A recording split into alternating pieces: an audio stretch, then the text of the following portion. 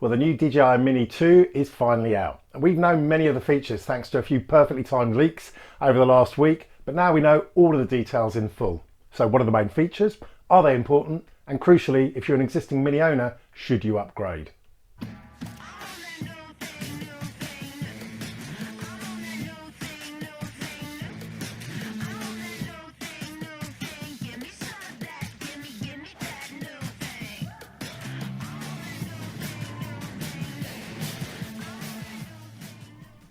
Hello, I'm Ian, and today I am finally looking at all of the features of the brand new DJI Mini 2.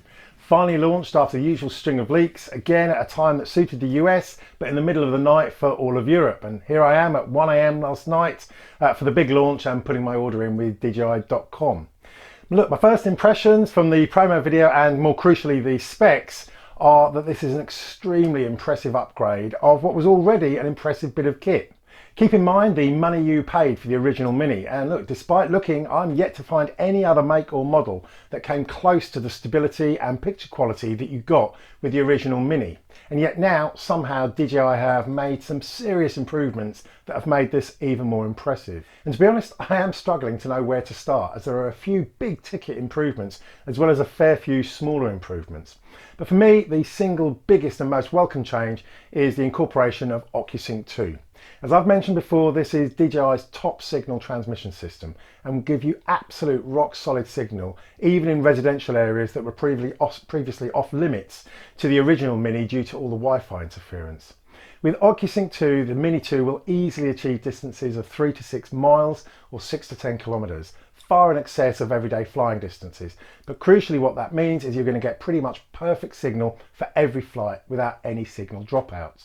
Next up, but connected with the OcuSync, is the inclusion of a new designed remote control. It's very similar to the Mavic Air 2 remote control, which after using for over 6 months, I can now finally admit to absolutely loving. Feels very, very solid in your hand, but crucially, it holds a much bigger battery, twice the size of the previous Mini's remote, with a whopping 5200 milliamp hours, giving you probably around 4, maybe even 5 full flights before it needs recharging. OcuSync 2 also means it's going to be compatible with a similarly sized smart controller, which again is a huge improvement. This now means the smart controller will be able to control the Mini 2, the Air 2, the 2 Pro and the Zoom. And carrying the Mini 2 is its new larger remote is a better bag. Again, it's very similar to the bag you got with the Mavic Air 2. And again, after using this for 6 months, I can honestly say I absolutely love it. So quite a few nice improvements there. Next biggest improvement for me is not the camera, which we're going to get onto in a minute, but the new Mini 2's wind handling. Most of you will know how much I love testing DJI drones in very strong wind. And frankly, the poor wind handling of the original Mini was I think its single biggest weakness. Much of this issue is based around the lightweight motors and its limited pitch of just 30 degrees. The pitch is literally how steep it can pitch to fly into a wind. And the new Mini 2 has increased this pitch to 40 degrees, which is a significant improvement. And in addition, of course, the overall maximum speed is a key factor in determining how well any drone is going to handle and fly in very strong wind. And they have increased the maximum speed for the Mini 2. The original Mini in S mode go up to 29 miles per hour. The new Mini 2 can get up to 36 miles an hour. And even in everyday P mode, normal flying mode, the original Mini was 18 miles per hour max speed. The new one's gone up to 22 miles per hour. So as such, the overall specs are now claiming that the maximum wind speed it can handle has actually increased from 18 miles per hour to a range of between 18 and 23 miles an hour. So look, my guess here is that it's going to be better at handling strong wind than the original Mini, but it is still obviously not going to be anywhere near the Air 2 or the 2 Pro. Either way, winter is coming and I cannot wait to put the new Mini 2 through its paces at the next big winter storm that hits the UK. Next up, the camera specs. There has been a lot of talk about the increase to be able to shoot in 4K video at up to 30 frames per second. As this is fundamentally the same sensor as the original Mini, I'm kind of guessing it's actually the processors that have been upgraded in order to allow it to handle 4K video. But for many people, shooting in 2.7K video is more than enough, as most PCs struggle to play it back anyway.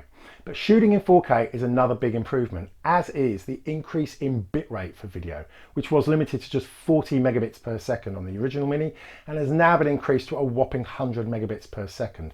Still pictures are still shot in 12 megapixels, but another huge and very welcome surprise is the ability to produce picture files in RAW as well as JPEG. RAW files are a huge improvement for most photographers, and this is another big selling point. So these are the big new features that are grabbing the headlines, but there are also a fair few smaller improvements, including the slightly lighter weight of around 242 grams. Either way, it's keeping it well under the registration radar for many countries. The increased flight time with an extra minute, taking it up to 31 minutes. The increased max altitude for a spec up to 4,000 meters for those of you living in high mountainous areas.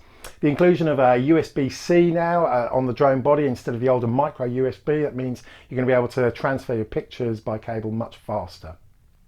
So a lot to be getting through there. And you can then ask, well, where does this leave existing Mini owners thinking of upgrading? The price of the new Mini is being set at £419 in the UK, $449 in the United States, and £549 in the UK, or $599 for the combo version, which is always the version I recommend you get. But this puts the combo version some £90, $100 more expensive than the original Mini's combo, but it's still around £400 or dollars below the Air 2 combo. But fundamentally, the Air 2 still has some significant features that are not matched by the new Mini 2. And this includes full active track, multi-directional obstacle avoidance, a higher top speed of 42 miles an hour, and therefore even better strong wind handling. The Air 2 does have a slightly larger sensor, and whilst it's fundamentally a 12 megapixel genuine pixel sensor, with the quad Bayer sensor it can produce stills up to 48 megapixels effective, if you like. But either way, the Air 2 can do 4K and 8K hyperlapse with waypoints. But I didn't mention a crucial new little addition to the Mini 2 is the inclusion of 4K hyperlapse. So that's yet another nice little feature they've added there. But the Air 2 still also has the very impressive HDR video mode, and of course it's got 8 gigs of internal storage. So that is why many existing Mini owners are going to be struggling to work out whether or not they upgrade to the Air 2 or they simply upgrade to the new Mini 2. So what is my take on all of this? Well, look, the Air 2 is still a hugely impressive premium product, which does justify the additional $400 or pounds that you're going to pay for it.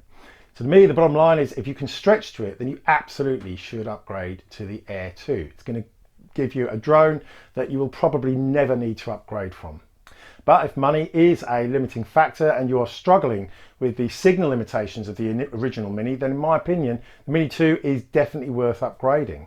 And that is kind of the crux that, in my opinion, given all of the improvements of the Mini 2, the main reasons to upgrade from the Mini 1 to the Mini 2 is solely down to the signal strength that you get with OcuSync and its ability to produce RAW files. The wind handling is likely to be a slight improvement, but if you are living in a very windy environment, in a very windy place, I don't think it's going to be enough to match the Air 2.